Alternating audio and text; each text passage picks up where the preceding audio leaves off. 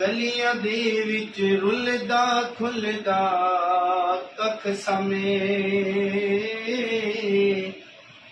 ਗਲੀਆਂ ਦੇ ਵਿੱਚ ਰੁੱਲਦਾ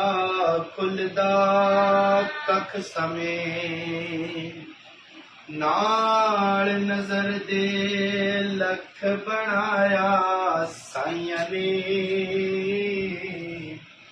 ਨਾਲ ਨਜ਼ਰ ਦੇ ਲੱਖ ਬਣਾਇਆ ਸਾਈਆਂ ਨੇ,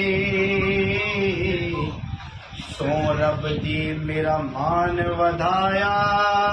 ਸਾਈਆਂ ਨੇ।